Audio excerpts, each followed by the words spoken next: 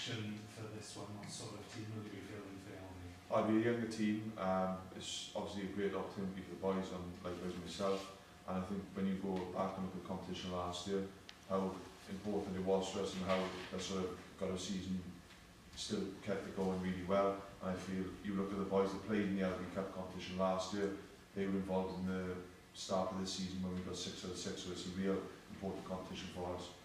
So is it going to be a completely different team, or are you going to keep a little bit of continuity from the Pro 12? It's going to be more or less a completely different team, but the boys all know their roles. They really trained hard.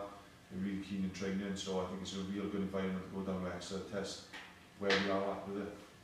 And in terms of the opposition, what do you know about Exeter? Yeah, Exeter are a really good team. Obviously, they come up, they're a really exciting team. They're big, hard, sort of ball carrying team. It's a good environment to go down Exeter. It'd be a real good crowd, and it'd be a real testing environment for us to go down into. In terms of the players being brought in, any getting their first chance, any new names we need to look out for? No, not really. I think I think it's just, I think they're all been within the group, they've all trained hard throughout pre-season. I think it's an opportunity for there's a couple of senior guys still in there, but generally it's boys about giving them a real good opportunity and just going back to last year's competition. They can see where boys have earned their right from last year's LV. Obviously with the boys of the World Cup, they've stepped up and going back, we've got 6 out of 6 again. Speaking of the World Cup, the selection of James Hook ahead of Stephen Jones to replace Ruth Priestland, what are your thoughts on that one? Obviously just get up this morning, just wish the boys real good luck and the opportunity on Saturday. Obviously disappointed for Ruth Priestland, but we're lucky enough we've got strength and depth to carry us through, hopefully get the final.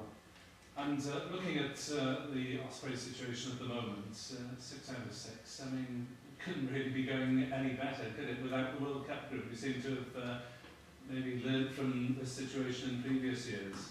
Yeah, and I think it goes back to last year's LV competition. We brought boys through, they played really well, it was a real positive competition for us, and now that's lent itself perfectly for the start of the season. The boys have really worked hard, put shifts in wherever they go, and obviously topping it off with a win up in Munster was great.